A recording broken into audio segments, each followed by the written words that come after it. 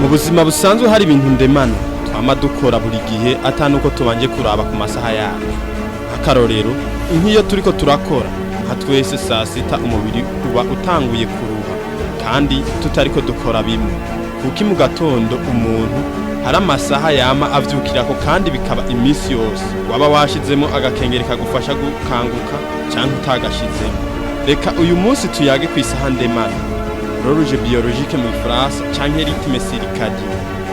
Aho musanzwe muzi ko ikiganiro ari bwirwa mutegurirwa na Becha Power, jewe nanje ngoma ndakibashikirize nitade Havyarimana.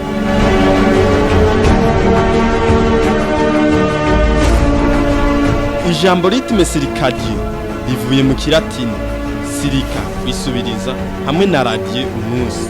Rythme circadien rero ni yisubiriza ry'ibikorwa vy'umubiri mu kiringo c'amasaha 28. Yisubiriza ryo kuryama no kuvyuka niryo rikunze gufatwa nk'akarorero keshi naho hari ibindi nk'ubushuhe bw'umubiri, ihingurwa ry'inkabuzo, itera ry'umutima, umurindi w'amaraso n'ibindi.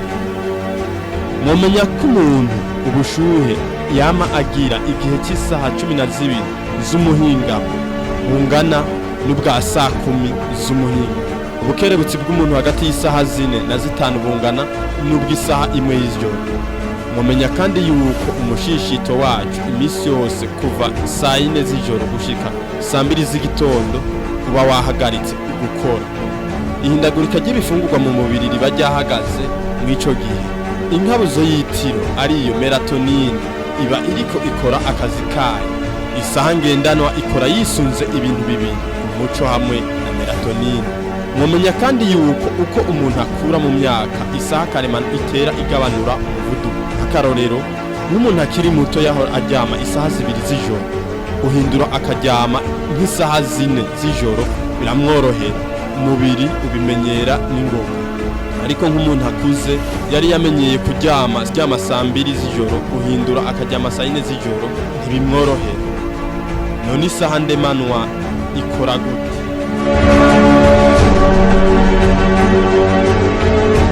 Ibi ngomba ndababwire n'ivya misi yose, kuvuga birisubiriza. Kuva isaha 9 gushika isaha 11 z'agatondo, amahaha arakura imyanda y'uburozi.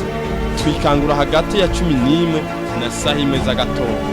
Hagati ya 11 na saa 1 z'agatondo haba hariko hakora cyane urura rukuru. Bisabwa yuko tonywa amazi menshi cyane no kwiherera mu kazu ka sugumwe hagati yayo masaha. Kuryama muri iki gihe bishobora gutera kuzura inda n'ibindi bibazo by'ubuzima. Kuva saa 1 gushika saa 3 z'agatondo hakora umushishito. Umushishito uba ufise inguvu nyinshi muri iki gihe. Muri iki gihe si vyiza gufata ivyo kurya vyinshi, gutangurira ku gatobe, amazi canke amata. Kuva saa 3 gushika saa 5 z'igitondo late iroza umuriro w'umushishito uba ari mwinshi n'ico gihe. Ni naco gihe cyo gufata ivyo kurya vya saa 6. Kuva saa 5 gushika saa 4 haba hariko hakora umutima. Ivyo kurya birinjira mu maraso, umutima nawo urashwiragiza intungamubiri mu mubiri wose. Ugusya ivyo kurya bigumye biba muri ico gihe. Ugufungura muri ico gihe bituma umushishito utabisya neza no kuzura inda. Kuva isaha 9 z'umuhinga mu gushika isaha 11 urura rutoyi nigo ruba ruriko rurakora.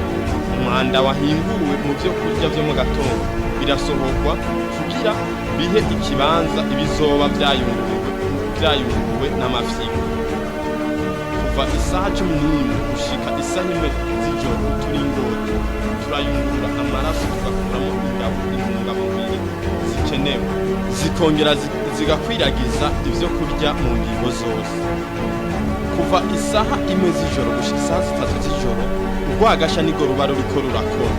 Intungamubiri zirajanwa mu ngingo zose. Kurya ibisosa muri ico gihe biratera ububabare mu mugongo wo hejuru. Mwagize neza kuba mwadukurikiranye. Ndizera neza yuko mutahuye ukuntu isaha ndemanwa ikora. Mu biganiro bizoza nzoba yagira ukuntu umuntu yovyigenzamo kugira akurikiza urukurikirane rw'isaha ndemanwa. mwari mwagiteguriwe na Becha Power, aho mugisanga ku mbuga ngurukanabumenyi za Becha Power arizo Facebook, YouTube na Instagram. Ari kibazo canke intererano mwobisiga muri commentaire kwizo mbuga nyene. Mugikikirana iminsi yose ya gatandatu isaha 11 z'umuhingamo, nayo General Tade Havyarimana.